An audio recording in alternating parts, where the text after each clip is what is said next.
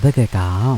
നല്ല കണ്ണടച്ചിട്ട് എന്ത് കഥയാ പറയണേന്ന് ശരിക്കും കേൾക്കണം. ഓക്കെ, അപ്പോൾ ഇന്ന് നമ്മൾ പറയാൻ പോണ കഥയിൽ യേശു കർത്താവിനെ കുറിച്ചാണ് നമ്മൾ പറയാൻ പോകുന്നത്. അപ്പോൾ യേശു കർത്താവ് ഒരിക്കൽ ഒരു മലയിൽ നിന്ന് ഇറങ്ങി വന്നുകൊണ്ടിരിക്കുക. അപ്പോൾ യേശു കർത്താവ് വരുമ്പോൾ യേശു കർത്താവിൻ്റെ കൂടെ ഒത്തിരി ആൾക്കാർ യേശു കർത്താവിൻ്റെ കൂടെ നടന്നു വരുന്നുണ്ട്. കാരണം ആ സമയങ്ങളിലെല്ലാം യേശു കർത്താവ് എവിടെ പോയാലും ആ പോകുന്നിടത്തൊക്കെ ആൾക്കാർ കൂടും. കാരണം യേശു കർത്താവ് എന്തെങ്കിലുമൊക്കെ പറയും, എന്തെങ്കിലുമൊക്കെ അത്ഭുതങ്ങൾ ചെയ്യും. മാജിക്കില്ലേ, എന്തെങ്കിലും മാജിക്കൊക്കെ ചെയ്യും. അങ്ങനെ യേശു കർത്താവിനെ കാണാൻ എവിടെ പോയാലും ആൾക്കാരുണ്ടാവുമായിരുന്നു. അപ്പോൾ അങ്ങനെ യേശു കർത്താവ് ഇങ്ങനെ നടന്നു വന്നുകൊണ്ടിരുന്നപ്പോൾ യേശു കർത്താവിനെ കാണാൻ കുഷ്ഠരോഗിയായിട്ടുള്ള ഒരാൾ വന്നു. അപ്പോൾ മോൻ അറിയാമോ എന്താ കുഷ്ഠരോഗി ആയിട്ടുള്ള ഒരാളെന്ന് പറഞ്ഞാൽ അയാൾക്ക് എന്താ ഉണ്ടാവുന്ന പ്രശ്നം എന്താണെന്നറിയാമോ?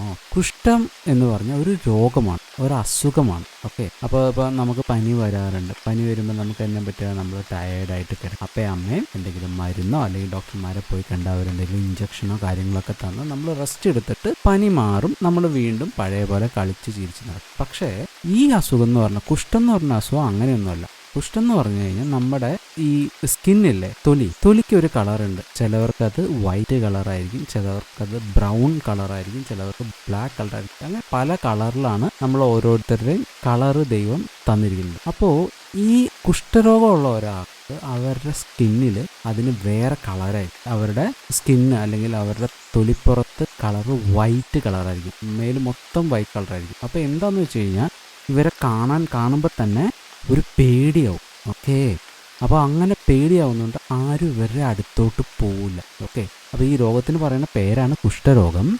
അങ്ങനെ രോഗമുള്ള ഒരാൾ യേശു കർത്താവിൻ്റെ അടുത്തിട്ട് വന്നിട്ട് യേശു കർത്താവിനെ നമസ്കരിച്ചു. യേശു കർത്താവിൻ്റെ അടുത്ത് അയാൾ ചോദിക്കുകയാണ്, യേശു കർത്താവേ, നിനക്ക് മനസ്സുണ്ടെങ്കിൽ എന്നെ ശുദ്ധമാക്കാൻ കഴിയും എന്ന് പറഞ്ഞു. അപ്പോൾ എന്താ പറഞ്ഞേ?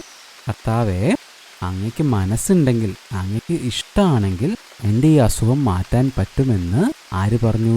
ഈ കുഷ്ഠരോഗിയായിട്ടുള്ള ആള് പറഞ്ഞു. അപ്പോൾ ഇത് കേട്ടപ്പോൾ യേശു കർത്താവ് എന്നാ ചെയ്തതെന്നറിയാമോ? യേശു കർത്താവ് പെട്ടെന്ന് യേശു കർത്താവിൻ്റെ കൈ നീട്ടിയിട്ട് ഈ കുഷ്ഠം പിടിച്ച ആളെ, ഓക്കെ, ആരും സാധാരണ തൊടൂല, കുഷ്ഠം പിടിച്ച ആൾക്കാരെ തൊടാനോ നോക്കാനോ ഒന്നും പോകില്ല. കാരണം അത്രമാത്രം വേദന ഉണ്ടാക്കുന്ന രീതിയിലായിരിക്കും അവരെ കാണാൻ. അപ്പോൾ യേശു കർത്താവ് അതൊന്നും നോക്കാണ്ട് ഈ കുഷ്ഠരോഗി ചോദിച്ചു, എൻ്റെ കുഷ്ഠം മാറ്റി തരാമോ എന്ന് ചോദിച്ചത് കൊണ്ട് യേശു കർത്താവ് വേഗം കൈ നീട്ടിയിട്ട് ഈ കുഷ്ഠരോഗിനെ തൊട്ടിട്ട് എന്നെ പറഞ്ഞെന്നറിയാമോ? എനിക്ക് മനസ്സുണ്ട്, എനിക്ക് നിൻ്റെ കുഷ്ഠം മാറ്റാൻ എനിക്ക് മനസ്സുണ്ട്, നീ ശുദ്ധമാകാ എന്ന് പറഞ്ഞു. ശുദ്ധമാകാന്ന് പറഞ്ഞാൽ അതെല്ലാം ക്ലീൻ ആക്കുക എന്നുള്ളത് പറഞ്ഞു. ആ പറഞ്ഞ് തീർന്ന നിമിഷം തന്നെ ഈ കുഷ്ഠരോഗിയുടെ കുഷ്ഠമെല്ലാം മാറി നല്ല സ്കിന്ന് അയാൾക്ക് ആയി. അപ്പോൾ അങ്ങനെ യേശു കർത്താവ് അവിടെ ഒരു അത്ഭുതം ചെയ്തു. ഓക്കെ, അപ്പോൾ അയാൾക്ക് എന്തുമാത്രം സന്തോഷം ഉണ്ടായിട്ടുണ്ടാവും. ഇത്രയും കാലം എല്ലാവരും ആ മനുഷ്യനെ, ആ കുഷ്ഠരോഗിനെ പുച്ഛിച്ചതും നിന്ദിച്ചതും എല്ലാം മാറി. നമ്മുടെ മോൻ്റെ പോലത്തെ സ്കിന്നായിട്ട് നല്ല സൂപ്പർ സ്കിൻ, നല്ല തൊലിയായിട്ട് അങ്ങനെ അവൻ്റെ ബോഡി മാറി.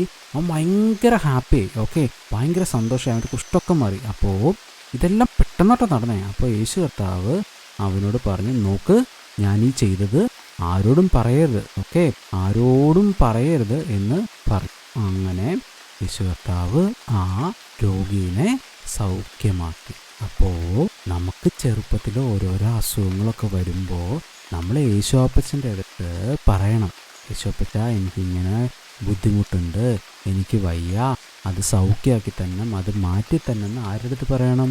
യേശുവപ്പച്ചൻ്റെ അടുത്ത് പറയുമ്പോൾ യേശുവപ്പച്ചൻ അത് മാറ്റിത്തരും. അപ്പം അതാണ് ഇന്ന് ഞാൻ പറഞ്ഞു തരുന്ന കഥ. അപ്പം അതുകൊണ്ട് നമുക്ക് എന്തെങ്കിലും ഉണ്ടായാൽ, എന്തെങ്കിലും അസുഖങ്ങളുണ്ടായാൽ നമ്മൾ ആരുടെ അടുത്താണ് പറയണ്ടേ? യേശുവപ്പൻ്റെ അടുത്ത് പറയണം.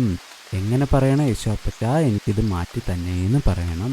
നമ്മളതെങ്ങനെയാണ് പറയുക? നമ്മൾ പ്രാർത്ഥനയിലൂടെയാണ് നമുക്കത് പറയാൻ പറ്റുക. അങ്ങനെ പ്രാർത്ഥിക്കുമ്പോൾ യേശുവപ്പച്ചൻ നമ്മളെ ഹെൽപ്പ് ചെയ്യും.